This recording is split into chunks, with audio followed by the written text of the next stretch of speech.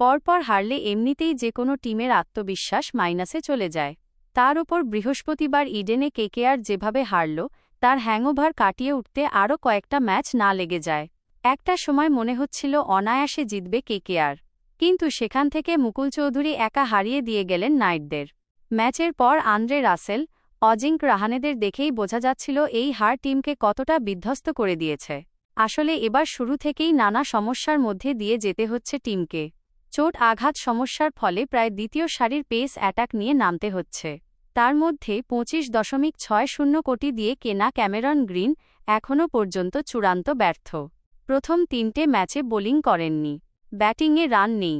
Lucknow super জায়ান্টসের বিরুদ্ধে bowling করলেন ঠিকই, কিন্তু 2 ওভারে 26 রান দিলেন। 4টে ম্যাচ হয়ে গেলেও কম্বিনেশন নিয়ে একই রকম ধাঁধায় রয়ে গিয়েছে কেকেআর। তার মধ্যে আবার প্রশ্ন উঠতে শুরু করে দিয়েছে অধিনায়ক রাহানেকে নিয়ে। তার বেশ কয়েকটা সিদ্ধান্ত বেশ অদ্ভুতুড়ে লেগেছে। যেমন পাঞ্জাব কিংসের বিরুদ্ধে বৃষ্টির পূর্বাভাস থাকার পরও টস জিতে আগে ব্যাটিং নেওয়া, লখনৌয়ের বিরুদ্ধে ডেথ ওভারের অনেক আগেই সুনীল নারিনের ওভার শেষ করে দেওয়া, গ্রিনকে দিয়ে 1 ওভার করানোর পর আর বল করতে না দেওয়া।